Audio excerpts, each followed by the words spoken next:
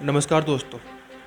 आज कोरोना के बढ़ते केसेस के बीच सब लोग वैक्सीन के पीछे भाग रहे हैं और वहीं एक और जो खबरें दिखाई जा रही है उसके अकॉर्डिंग वैक्सीन के कुछ जानलेवा साइड इफ़ेक्ट सामने आ रहे हैं। और वहीं दूसरी ओर कुछ खबरें ऐसी भी आ रही है कि दोनों डोज लेने के बाद वैक्सीन की फिर भी हम कोरोना वायरस के इन्फेक्शन से इन्फेक्टेड हो रहे हैं। तो जाहिर सी बात है आप सब लोगों के मन में ये ख्याल जरूर आया होगा कि क्या हमें वैक्सीन लेनी चाहिए या नहीं। तो आज की इस वीडियो में इन्हीं सब क्वेश्चन का आंसर करते हैं। तो अब सीधा चलते हैं साइड इफ़ेक्ट्स की ओर। तो दोस्तों जो ये साइड इफ़ेक्ट्स हैं ये ऑक्सफोर्ड की एस्ट्राजेनेका वैक्सीन के हैं, जो कि ब्लड क्लॉटिंग अगर हमारे ब्रेन जगह जगह पे हो जाए तो ये काफ़ी जानलेवा हो सकती है, इससे आपकी जान भी जा सकती है। हमारे देश में 2 तरह की वैक्सीन हम यूज़ कर रहे हैं, कोवैक्सीन एंड कोविशील्ड।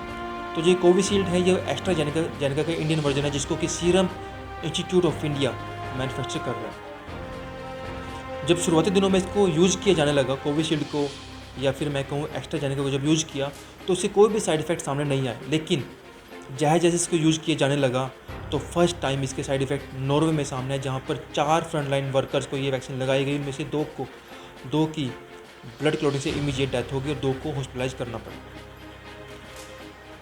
उसके बाद यूरोपियन जो कंट्री है डेनमार्क, वो फर्स्ट कंट्री थी जिसने इस पे बैन लगाया, इसके यूज़ को टेम्परेरी बैन कर दिया कि जब तक हमारे पास फर्दर हमारे पास जो है रिजल्ट्स नहीं आ जाते साइड इफ़ेक्ट्स के कि क्या क्या साइड इफ़ेक्ट इसके हैं, तब तक वो इसको यूज नहीं करेंगे। उसके बाद नॉर्वे, स्वीडन, इन कंट्रीज ने भी इसको टेम्परेरी बैन कर दिया। अब बात करते हैं कनाडा की। कनाडा ने जो उसके सिटीजन है 55 ईयर से बिलो के जो भी एज के सिटीजन्स हैं उनको ये वैक्सीन लगानी बंद कर दी है, क्योंकि आपको जान के हैरानी होगी, मुझे भी हुई थी, कि जो ये प्रॉब्लम है ब्लड क्लॉटिंग की, ये जो 55 या 60 ईयर से कम एज के जो ग्रुप के इंडिविजुअल है उनको ये प्रॉब्लम ज़्यादा होती है। लेकिन इसी बीच कुछ मेडिकल रिसर्च एजेंसीज़ हैं जिन्होंने रिसर्च किया है, जिन्होंने इसके रिजल्ट मॉनिटर किया है, उनके अकॉर्डिंग इस वैक्सीन को यूज़ करते रहना चाहिए। इसके पीछे ठोस सबूत हैं, ठोस रिजल्ट्स उनके पास हैं, जैसे कि EMA यानी कि यूरोपियन मेडिकल एसोसिएशन ने जो सर्वे किया उसके अकॉर्डिंग 1 पर 1 लाख की प्रोबेबिलिटी है ब्लड क्लॉटिंग की किसी भी इंडिविजुअल में। अगर मैं बात करूं उस रिसर्च के अकॉर्डिंग, तो अगर 1 लाख लोगों को ये वैक्सीन लगाई जाएगी तो उनमें से सिर्फ 1 की प्रोबेबिलिटी है कि उसको ब्लड क्लॉटिंग होगी और उसको सीरियस साइड इफ़ेक्ट होंगे। वहीं दूसरी जो ब्रिटिश मेडिकल एसोसिएशन है, जब उन लोगों ने रिजल्ट को मॉनिटर किया तो उसके अकॉर्डिंग 2,50,000 में से 1 व्यक्ति को इस तरह का साइड इफ़ेक्ट हुआ है।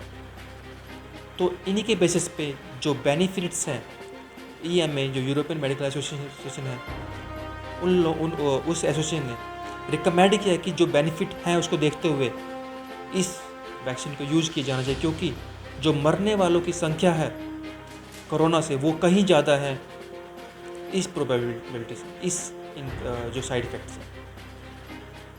तो दोस्तों अभी आप लोग सोचोगे कि फिर भी ये जो रिस्क है काफ़ी ज़्यादा है 1 लाख में से 1, तो उसको कंपेयर कर लेते हैं सो दैट कि आपको थोड़ी सी क्लैरिफिकेशन आ जाए। अगर मैं बात करता हूँ कि रोड एक्सीडेंट की, अगर किसी कार के साथ एक्सीडेंट होता है तो वहाँ पे जो प्रोबेबिलिटी है डेथ की वो 500 केस में से 1 की है।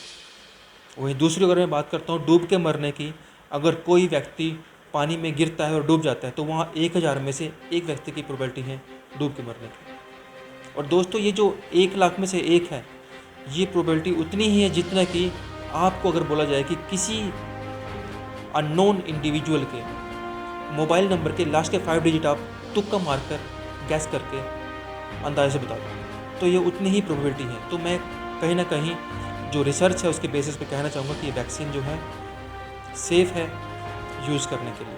और इसको अभी फिर से जो यूरोपियन कंट्रीज है उन लोगों ने अप्रूव कर दिया है। वहाँ पर उन लोगों ने जो डिमांड है उसके अकॉर्डिंग 3 मिलियन डोजेज जून तक उन्होंने ऑर्डर दिया है एस्ट्राजेनेका को।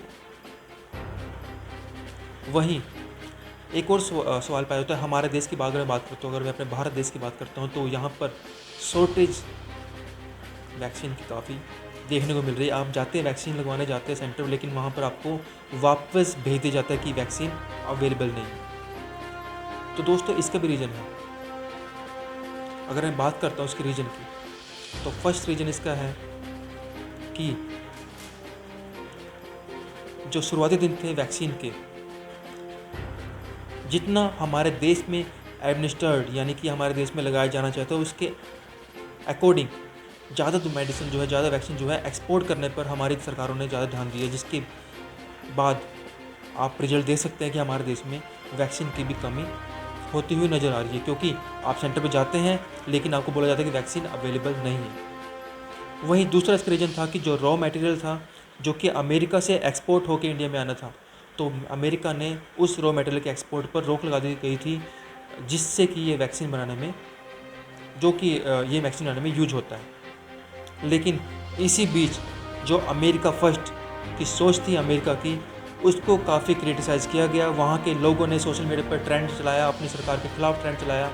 दूसरी ओर जो सेलिब्रिटी थे अमेरिकन, वो भी सरकार के खिलाफ खड़े हुए, क्योंकि आज जो ग्लोबलाइजेशन के युग में ये one nation first, our nation first की सोच जो है वो कहीं भी काम नहीं करती है। यहाँ पर हमें अपने देश के साथ साथ बाकी देशों को भी सोचना है। तो उसके बाद अमेरिका ने इसके एक्सपोर्ट पर जो रोक लगाई थी वो हटा दी गई है। तो वहीं दोस्तों एक और क्वेश्चन आपके मन में बार बार आता है कि कुछ लोगों ने कोरोना वैक्सीन की दोनों डोज लगा ली है, उसके बाद भी वो कोरोना वायरस से संक्रमित हो रहे हैं। तो इसका रीज़न क्या है, इसके बारे में मैं आपको अवेयर करना चाहूँगा। इसका जो फर्स्ट रीज़न है वो है कि जो ये वैक्सीन है ये इंस्टेंट हमारी बॉडी में काम नहीं करती है। सेकेंड डोज लेने के 30 दिन के अंदर हमारे शरीर में एंटीबॉडीज़ बनती है जो कि हमें कोविड से बचाती है, जो कि हमें कोरोना वायरस से बचाती है। वहीं जो सेकंड जो कोज है दोबारा से कोरोना वायरस से संक्रमित होने का वैक्सीन लेने के बाद, वो है कि जो ये वैक्सीन है ये 100% इफेक्टिव नहीं है, 95% तक इफेक्टिव है। तो हमें वैक्सीन लेने के बाद भी सेफ्टी जो है बरतनी है, हमें प्रोटोकॉल जो है कोविड के वो उनको फॉलो करना है। और वहीं जो तीसरा रीज़न है वो भी आपको मैं अवेयर कर दूँ उसके बारे में कि जो ये वैक्सीन है लगने के बाद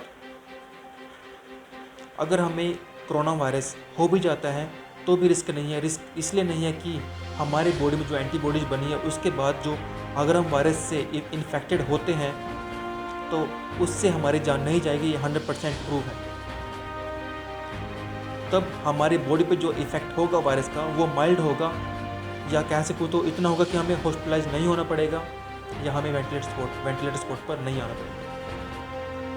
तो दोस्तों आज की जानकारी आपको कैसे लगी, आपसे रिक्वेस्ट है इसको अपने रिलेटिव के साथ, अपने फ्रेंड्स के साथ शेयर कीजिए ताकि उनके डाउट जो है दूर हो सके। और इस तरह की वीडियो के लिए हमारे चैनल को सब्सक्राइब जरूर कर लें। थैंक्स फॉर वॉचिंग, धन्यवाद।